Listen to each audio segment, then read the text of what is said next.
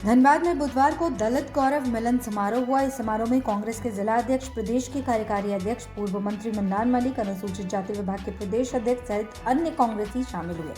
कार्यक्रम में 2024 के लोकसभा और विधानसभा चुनाव जीतने की आवाज बुलंद हुई। कहा गया कि भाजपा और आरएसएस लगातार दलितों पर अत्याचार कर रहे हैं। अब दलित जाग गए हैं, अत्याचार सहन नहीं करेंगे। ये भी कहा गया कि झारखंड के 14 लोकसभा क्षेत्र में ये गौरव मिलन समारोह आयोजित किया जाएगा। अगला पड़ाव गिरिडीह और कोडरमा होगा। प्रदेश कांग्रेस के कार्यकारी अध्यक्ष जलेश्वर महतो ने कहा कि सोशल इंजीनियरिंग की बात तो सब करते हैं, लेकिन SC, ST, OBC, दलित, अल्पसंख्यक को हक दिलाने के लिए सिर्फ राहुल गांधी ही आवाज बुलंद करते हैं, आवाज उठाते हैं। पूरे देश में जिनकी आबादी 90% है, उन्हें आज दबाया जा रहा है। अब ये कोई बर्दाश्त नहीं करेगा। जिला कांग्रेस के वरीय नेता अशोक कुमार सिंह ने कहा कि भाजपा के राज में दलितों पर अत्याचार जारी है। दलित को उनका अधिकार दिलाने के लिए दलित गौरव सम्मान समारोह का आयोजन किया जा रहा है। दलित किसी कारणवश कांग्रेस से विमुख हो गए थे, लेकिन अब वो अपने घर लौट रहे हैं। कांग्रेस के हर एक सिपाही को आगे बढ़कर उन्हें गले लगाने की जरूरत है। अनुसूचित जाति विभाग के प्रदेश अध्यक्ष केदार पासवान ने कहा कि आज पूरे देश में संविधान और लोकतंत्र खतरे में है। दलितों को संविधान में प्रदत्त अधिकारों से वंचित किया जा रहा है। दलित गौरव मिलन समारोह 14 लोकसभा क्षेत्रों में चलेगा। आज सीना तानकर दलित अपने ऊपर अत्याचार का विरोध कर रहे हैं। ये कांग्रेस पार्टी की ही देन है। 2024 के चुनाव में कांग्रेस को जीतना है और राहुल गांधी के हाथों को और मजबूत करना है। उन लोगों का उद्देश्य और लक्ष्य यही है। दलित गौरव मिलन समारोह पूरे राज्य में और मेरा 14 लोकसभा में चल रहा है, पूरे 14 लोकसभा में चल रही है। आज देख रहे हैं कि संविधान और लोकतंत्र मेरा दोनों खतरे में, देश की जनता खतरे में। तो निश्चित रूप से आज जो मेरा दलित गौरव मिलन समारोह पूरे राज्य के प्रत्येक जिला और 14 लोकसभा क्षेत्रों में चल रही है। से दलित की जो संविधान खतरे में है, दलित को संविधान से वंचित किया जा रहा है, उनको हक और अधिकार से वंचित किया जा रहा है। ये सम्मेलन मेरा खास करके इस कार्यक्रम को एक मुहिम के रूप में हम लोग चला रहे हैं कि 2024 का जो लोकसभा में जो भारतीय जनता पार्टी RSS के लोग अंत तक फैला के रखे हैं, जात पात के नाम पे, धर्म के नाम पे, और दलितों को वंचित कर रहे हैं। इसलिए हमारी ये दलित गौरव मिलन समारोह 14 लोकसभा में चल रही है और निश्चित रूप से 2024 में हम 14 लोकसभा सीटें जीतेंगे।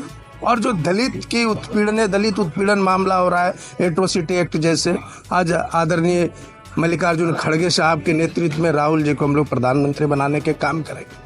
ये हमारी मुहिम पूरे देश में चल रही है। क्या इस मिलन समारोह में दलित वर्ग सामने आकर के बता रहे हैं कि क्या कुछ उनको दिक्कतें आ रही हैं? जी, अभी हमारे पलामू में हुई, वहाँ आप देखे होंगे भारतीय जनता पार्टी की सरकार थी, रघुवर दास जी की सरकार थी। वहाँ एक RSS के द्वारा एक दलित बच्चा पर गरम तेल खौलता हुआ उठा के फेंक दिया गया था। तो हम लोग ने उसको रिम्स में एडमिट करा करके उनकी इलाज हुई। जमशेदपुर में इस तरह की घटनाएं थी, कई घटनाएं हो रही है दलितों के ऊपर, और दलित खुल के सामने आ रहे हैं, दलित डट कर लड़ भी रहे हैं ये RSS और भारतीय जनता पार्टी से।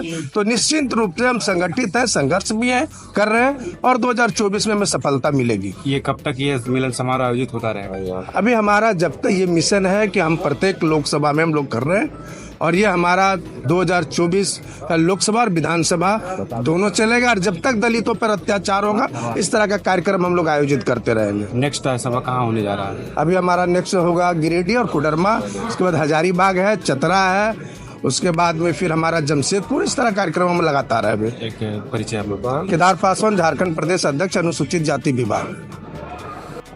भाषण तो सब लोग करते हैं, सोशल इंजीनियरिंग का, सामाजिक न्याय का, लेकिन हकीकत यह है कि आज के दिन में देश का कोई नेता अगर इस सवाल पर बात उठाया है, SC, ST, OBC, दलित और अल्पसंख्यक का बात, इसको मजबूत करने की बात, तो उस शख्स का नाम, उस नेता का नाम है आदरणीय राहुल गांधी जी। और मुखर होकर पूरे देश में घूम घूम कर इस बात को रख रहे हैं। हम तो यही चाहेंगे कि सभी लोग इस बात को महसूस करें, जिसकी आबादी 90% है वो उपेक्षित रहेगा। चूंकि ये लोग जो दलित वर्ग के लोग हैं अपने अधिकार को समझ नहीं पा रहे हैं और जिसके कारण इसको दबाया जा रहा है।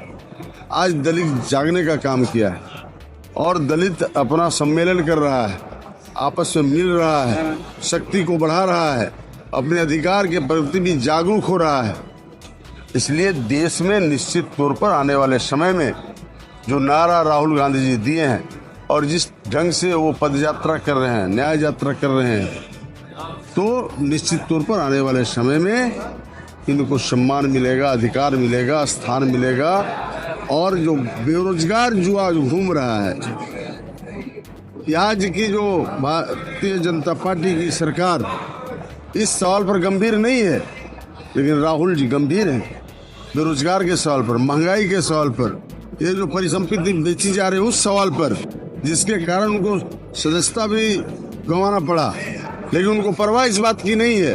उनको परवाह यह है कि ये दलित को कैसे आगे बढ़ाएं, एसटी को कैसे आगे बढ़ाएं, ओबीसी को कैसे आगे बढ़ाएं, गरीब को कैसे आगे बढ़ाएं, मजदूर को कैसे आगे बढ़ाएं, किसान को आगे कैसे बढ़ाएं, यह उनका सोच है। और उन्होंने कहा है कि किसी भी कुर्बानी देने के लिए हम तैयार हैं। बहुत बड़ी बात है।